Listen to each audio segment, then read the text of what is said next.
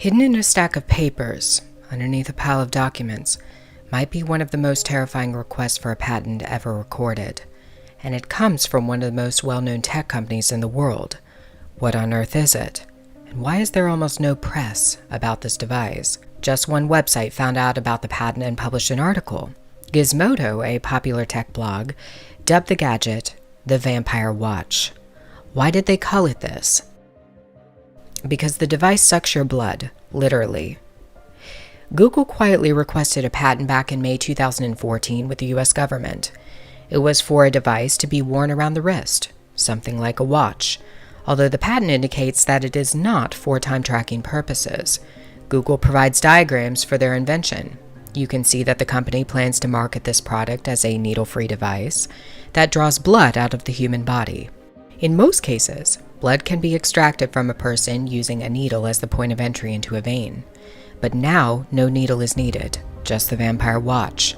Google happily boasts that the device can be used to analyze and track just about everything that goes on inside of the body, such as hormone levels, enzymes, reagents, proteins, cells and molecules including blood glucose. Most people would think that such a device would be beneficial for diabetic patients who must check their blood sugars routinely. But as you can see, Google is looking beyond the multi-billion-dollar diabetic market. The Vampire Watch can literally track just about everything that happens inside of your body. Before you say that this is a good thing, that this device could save countless lives, consider what it could potentially open up. Tech companies have already led the way in the largest violation of privacy rights in the history of the world. The very notion of privacy has been stripped from the World Wide Web. There is no such thing. It doesn't exist.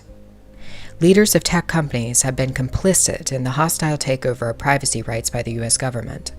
It is known that the NSA has collected billions and billions of pieces of data on US citizens and even citizens in many other countries. Vast quantities of bulk data on billions of people, their online purchases, their surfing, their thoughts and ideas, their selfies, their videos, their expressed opinions. All of this data has been provided to the National Security Administration by companies like Facebook, Yahoo, Apple, and Google. And now to the NSA. The NSA's top lawyer says internet and tech companies did in fact know about the agency's data collection program known as PRISM. Since the news broke last summer, companies like Facebook, Google, and Apple denied any knowledge of PRISM. But at a recent hearing, NSA General Counsel Rajath Dey said that's not true. Listen to this exchange between him and a member of the Privacy and Civil Liberties Oversight Board. Early on in the debate, there were some statements by companies who may or may not have been involved in the program saying, well, we never heard of PRISM. But whether they ever heard of PRISM, any company that was from whom information was being obtained under 702 knew that it was being obtained. Correct. PRISM is just an internal government term that as a result of the leaks became a public term, but collection under this program is done pursuant to compulsory legal process that any recipient company would have received. Google knowingly provided billions of pieces of data to the NSA, and then they tried to deny that they had ever done such a thing. So will you now trust them with your most personal data, your very blood matrix?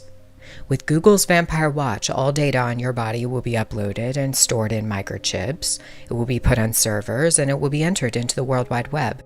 It becomes a part of the www matrix, the web that has taken over and caught everybody inside of it. Your blood is a matrix of data waiting to be explored.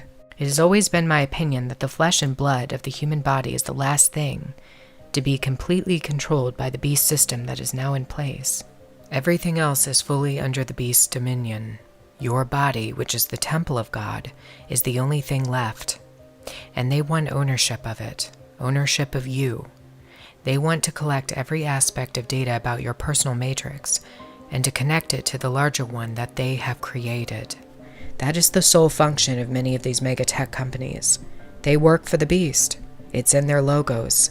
Just take a look. These companies, including Google, know the trend. They know what's coming in the future. Your DNA must be brought in, introduced. It must be programmed into the larger net matrix.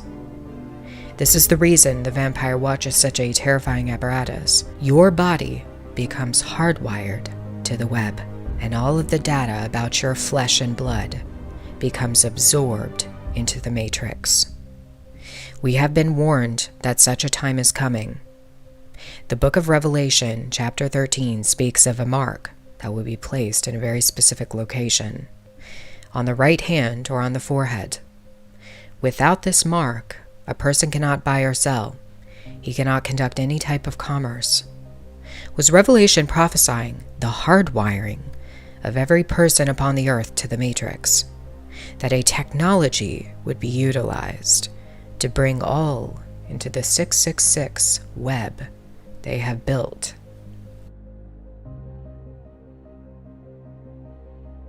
One of the most unusual aspects about the vampire watch is the way Google describes it. An aperture is created in the skin, blood is sucked out, and drawn into a negative pressure barrel. According to Google, the watch functions like a miniature particle accelerator, in which hyperspeeds are used to collect the blood.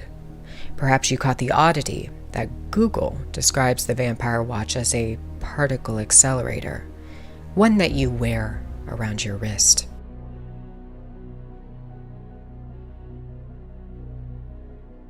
There is another, more well-known particle accelerator that has been the subject of controversy for many years. The most famous and largest accelerator in the world is the Large Hadron Collider at CERN, and they too are trying to open up an aperture using hyperspeeds. It will serve as a portal to another dimension, or so they say.